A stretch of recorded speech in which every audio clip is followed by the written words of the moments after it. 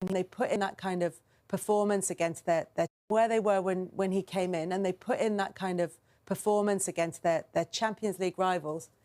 Did they seriously consider giving him the job? I would have thought so, yeah. Would you?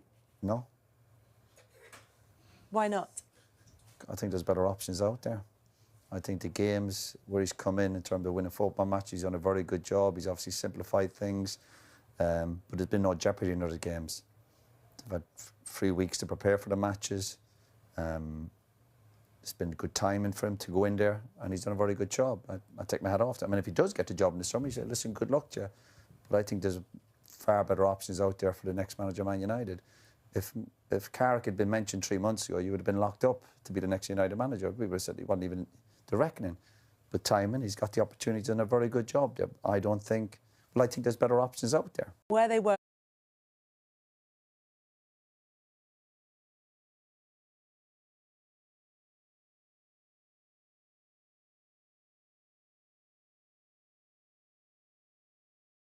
Manchester United are facing a defining moment in their modern history, as a season that began with cautious optimism rapidly descends into uncertainty and frustration. What was once viewed as a structured rebuild now appears fragile, with inconsistency, tactical confusion, and growing internal pressure threatening to derail progress both on and off the pitch. From a footballing perspective, the issues are becoming increasingly difficult to ignore. Defensively, repeated lapses in concentration and costly individual errors have undermined the team's ability to control matches. Moments that require composure often turn into chaos, leaving the backline exposed and the goalkeeper under constant pressure. These recurring problems suggest deeper structural flaws rather than isolated mistakes. In midfield, the lack of cohesion continues to be a major concern. The inability to dictate tempo, retain possession under pressure, and provide a consistent link between defense and attack has left the team disjointed. Opponents are finding it easier to bypass the midfield, exposing gaps and forcing the team into reactive rather than proactive football. Without a clear identity in this crucial area,